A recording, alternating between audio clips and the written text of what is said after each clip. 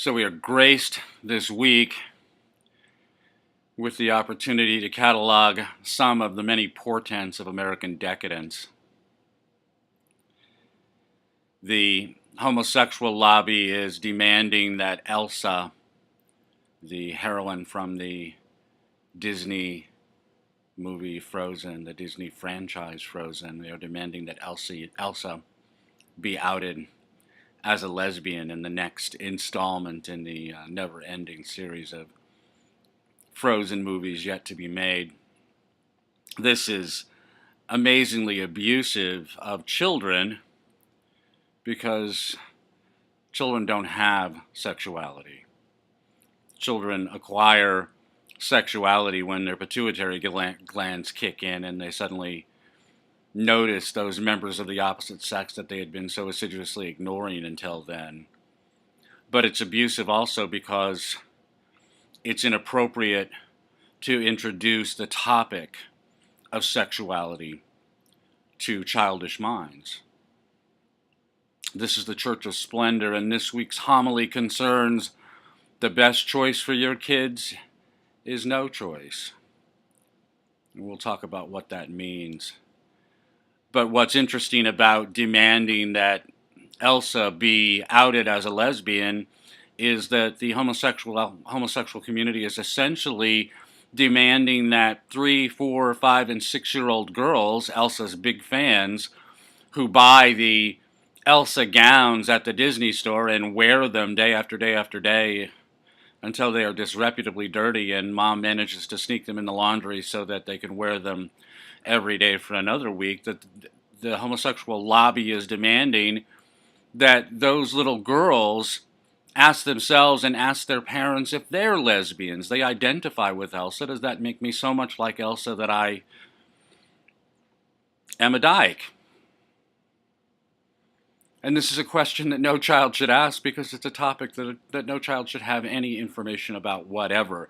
Much alike, for instance, suicide or abortion or genocide or the Holocaust or all sorts of deeply disturbing adult phenomena that we do our level best to keep from our toddlers and children. That as they grow into their adulthood, they will discover these things one by one through their books and their education, and then they will have to be dealt with. Parents will have to deal with them, but this is not something that should enter the mind of a 3 or 4 or 5 or 6-year-old girl. Not at all, not in any way whatever. That is completely alien to her experience, and all we are doing is introducing doubts in a mind that should have no doubts, that should have no thought of adult considerations whatever, who should be shielded completely from the world of adult problems, adult issues, adult controversies. This is what childhood is an opportunity to grow into your humanity at a pace that's appropriate to your maturity level and not to be encouraged or coerced into considering things that are far beyond your ability to comprehend or to do anything at all about. The homosexual lobby is deeply disturbing to me anyway because I'm suspicious that it really is a camouflaged attempt at child sexual abuse, that the claim that one is born in that way seems dubious to me, that the claim is that homosexuality is a non-lethal birth defect, in which case it should afflict 1% or substantially less than 1% of the population, and up to 6% of adults claim to be homosexuals. A non-lethal birth defect would not present in 6% of cases. It simply would not. It couldn't exist. It couldn't exist at that proportion. And that argues to me that homosexual behavior is chosen. I have no doubt that it's chosen because my belief is that all propulsive human behavior is chosen. And that fundamentally, all propulsive human behavior can be understood as an expression of the disc profile of the individual expressing that behavior. We can note with no surprise, I would hope, that the overwhelming number of people who are open outed, flagrant, flaunting homosexuals are either incandescent or cautious in their temperament. We don't find too many people who claim to be homosexual who are driven, nor do we find too many who are sociable, primarily. We find incandescents and cautious temperaments who claim to be homosexual. And this, again, would argue to me that homosexuality, in the main, I'm willing to allow for 1% or fewer who are suffering from a non-lethal birth defect. But in the main, 5 cases out of 6, homosexuality is simply another form of disc expression. It is a display behavior intended to achieve results from other people by means of long-standing habit of mind.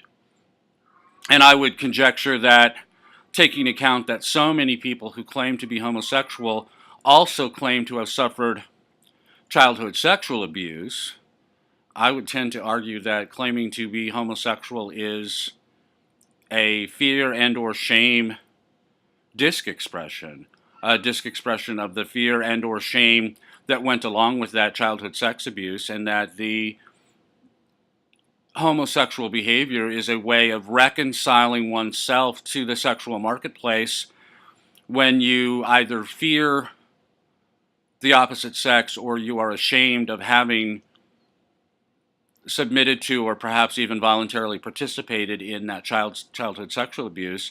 And so you ice yourself out of the appropriate sexual marketplace and pursue the alternative, the same-sex sexual marketplace, as a way of reconciling yourself to this past sexual abuse. This seems much more likely to me than a non-lethal birth defect that is at least 600 times more likely, 600% more likely than it could possibly be on the basis of genetic recombination. The other big bit of news this week was Obama mandating transgender bathrooms and locker rooms in all public schools. This is a great benefit for the homeschooling movement. I am thrilled with much of what Obama has done because he has made people substantially more independent by being so anti-independence in his dictates, commandments, anti-constitutional, extra-constitutional decrees. Every time Obama says something stupid, millions of people get smarter, and they go out and do the smart thing instead. So millions upon millions of people have bought guns because Obama is so anti-firearms, and now millions upon millions of people will pull their children out of public schools, and many of those people will homeschool instead. And if they homeschool with the appropriate seriousness, their children will get remarkably better educations. The only people in the United States who can read are the ones who learned to read at home before they ever got to public school. And the only people in the United States who really can think are the ones who were taught to think by people who really can think. And homeschooling is the absolute best way to achieve that goal in America today. So 3 cheers, Obama. You did something stupid, and accordingly, a whole lot of people are going to do something very smart, thanks to you. But transgenderism as such is a good example of what I'm talking about with homosexuality and disc. Transgenderism is an incandescent, cautious incandescent, you pick 'em, it's a provocation display that it is not sufficient to be transgender. Everyone must know it, or everyone, from your point of view, everyone who can see you as a transgender person must see you as a transgender person. And so if you go down to the mall and find a place to sit and then pay careful attention to the people who are parading by you, in due course you will see phenomenally ugly transgender males prancing back and forth. And you won't see any particular transgender male once, you'll see him 5 or 6 times, because he must parade. He must parade this awful, idiotic costume, this pretense of being a woman. He must parade it before everyone at the mall. He must make sure that everyone sees it. This is a provocation display. This is straight out of disc. You want to tell me this is not disc? I dispute it entirely. There is no non-lethal birth defect associated with this. This is strictly a psychological disease. This is a mental illness.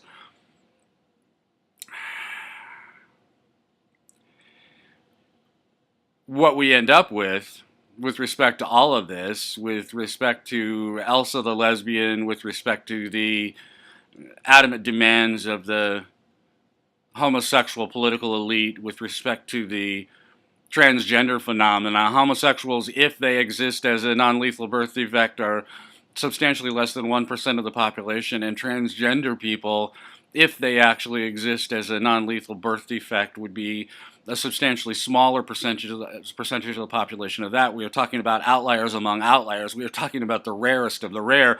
There's a reason we call these people freaks. And yet we're establishing national education policy in order to accommodate them. This is absurd. This is insane.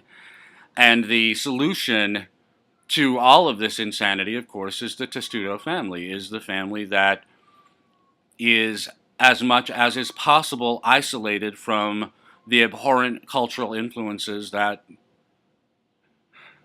rain down upon us from all directions. That the best family is the Testudo family. Mom and dad are both committed to the Testudo ideal, whatever that is. It doesn't have to have any particular specific content to the moral philosophy. It just has to be a firm, fixed, stout, resolute, and impregnable moral philosophy, which is why people from Southeast Asia, people from Islamic countries, people that we refer to, sneer at as being primitive is why they're so much better at raising their children than we are, because they don't have any doubts about the moral philosophy that they're raising their children in. You may dispute it, you may disagree with it, but it really doesn't matter. What matters is that dad believes it, mom believes it, and they're going to stick to it. They are not going to listen to you sneering and sniping at them. They're going to do things their way. And the reason that this works is because every family is a fishbowl. Fish don't notice the water they're swimming in. This is one of the principles that you'll hear around me all the time if you listen to me talking. Fish don't notice the water they're swimming in. Every family is a fishbowl. Every family is an isolated little body of water that the children don't know isn't all the water there is. Children growing up in a Testudo family don't know that there's any alternative to that family. They don't consider that there's any alternative to that family.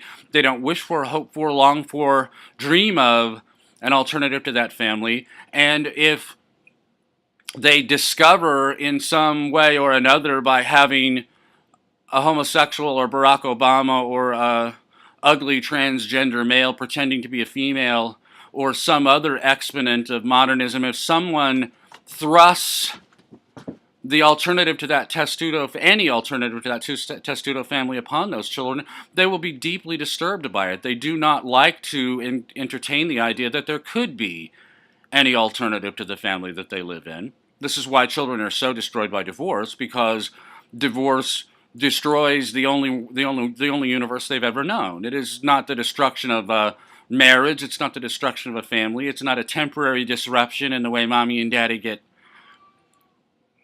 frictionless sex from some arbitrary meat mannequin. It's not any of those things. It's the destruction of the universe to the child. And this is why divorce is so devastating to children. But because every family is a fishbowl, a Testudo family can very easily defend itself from the outside world. And the best family is a Testudo family, and the best grandparents for a Testudo family are Testudo grandparents. And the reason for that is because all of the brothers and sisters and brothers-in-law and sisters-in-law will all be Testudo parents, and that means that all of the cousins of all of the children will be being raised in exactly the same way. Again, like Southeast Asians or Muslims or other people from cultures we deride as being primitive, they'll all be raised in the same way by people who hew to the same value structure, who follow the same moral philosophy, who have the same expectations of not only their own children, but of every child that they see. There's a herd immunity to this. The underfathered child is tragically missing one of the limbs, one of the important features of his family. He's tragically missing one of the walls of the fishbowl that he lives in. But if he's surrounded by other well-fathered families who are being well-fathered in approximately the same way, there is a herd immunity that will protect that child from the most egregious consequences of his underfathered existence. But if An underfathered child is growing up in an underfathered culture. He has no such herd immunity, and therefore things get worse generation by generation. The conclusion that you could draw from this is that when you are raising your children, you need to raise them in a moral, philosophical community of homogenous values. That whatever your values are, you need to surround yourself with people who hew to those same values. Whatever your philosophy is, you need to surround yourself with people, other parents, who adhere to that same philosophy, because you want your children to grow up in the fishbowl of your family, but in the larger aquarium of your community, growing up with all the same expectations everywhere they look, to have no alternatives to the options that you've chosen for your family, because every family around them chooses in exactly the same way. Children should have nothing but trivial choices in their life. They can choose apple juice or orange juice, but they cannot choose to be a real boy or a pretend girl. They cannot choose to have homosexual desires when they don't have any sexual desires whatever. They cannot choose to use the other sex's locker room, and they should not have any knowledge that those choices are possible. That thrusting inappropriate choices on children is itself child sexual abuse. I think the purpose is to achieve actual physical sexual abuse of those children, but even if it isn't, it nevertheless is psychological abuse of those children, and it's completely inappropriate. The right family is the testudo family, and the right community for that family to live in is a testudo community. And the farther you are from that, the greater the peril you're presenting to your children of making choices that they can't make seriously and yet can't take back, can't back away from, can't walk back. You want to give your children the best possible chance of growing into the best possible individuals they can be. Limit their choices to the trivial and leave the adult issues to the adults. My name is Greg Swan. I'm so glad I get to talk to you. I'll bend your ear again next week.